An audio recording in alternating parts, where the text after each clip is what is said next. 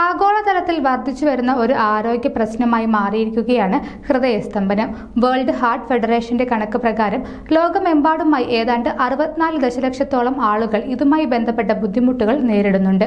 ലോകത്തിൽ ഹൃദയസ്തംഭനം മൂലം ആശുപത്രിയിൽ പ്രവേശിപ്പിക്കപ്പെടുന്നവരുടെ ശരാശരി പ്രായം 70 ആണെങ്കിൽ കേരളത്തിൽ അത് 60 ആണ്. ശരീരത്തിന്റെ ആവശ്യങ്ങൾക്കനുസരിച്ച് കാര്യക്ഷമമായി രക്തം പമ്പ് ചെയ്യാൻ ഹൃദയത്തിന് കഴിയാതെ വരുമ്പോഴാണ് ഹൃദയസ്തംഭനം സംഭവിക്കുന്നത്. ഹൃദയസ്തംഭനം വളരെ പെട്ടെന്ന് സംഭവിക്കുന്നതല്ല. അതിന്റെ പ്രാരംഭ ലക്ഷണങ്ങൾ ശരീരം വളരെ നേരത്തെ തന്നെ സൂചിപ്പിക്കാമെങ്കിലും തിരിച്ചറിയാതെ പോകുന്നതാണ് വെല്ലുവിളിയാവുന്നത്. ഹൃദയസ്തംഭനത്തിന്റെ ആദ്യ ലക്ഷണങ്ങളിൽ പ്രധാനം ശാരീരിക പ്രവർത്തനങ്ങൾ നടത്താനുള്ള കഴിവ് ക്രമേണ കുറയുന്നുവെന്നതാണ്. ഹൃദയസ്തംഭനത്തിന്റെ പ്രാരംഭ ലക്ഷണങ്ങൾ വളരെ സൂക്ഷ്മവും നിശബ്ദവുമാണ്. ഇത് പലപ്പോഴും സമ്മർദ്ദം, വാർദ്ധക്യം എന്നിവയുമായി ബന്ധപ്പെടുത്തിയും അല്ലെങ്കിൽ മറ്റ് ആരോഗ്യ പ്രശ്നങ്ങളാലും തെറ്റിദ്ധരിക്കാനുള്ള സാധ്യത കൂടുതലാണ്. കൂടാതെ ശരീരഭാരം വർദ്ധിക്കുക, കാലുകളിലെ വീക്കം, ഓക്കാനം, വിശപ്പില്ലായ്മ, ആശയക്കുഴപ്പം അല്ലെങ്കിൽ ഓർമ്മക്കുറവ് തുടങ്ങിയവയും ഹൃദയസ്തംഭനത്തിന്റെ ലക്ഷണങ്ങളാകാമെന്നും ആരോഗ്യ വിദഗ്ധർ സൂചിപ്പിക്കുന്നു.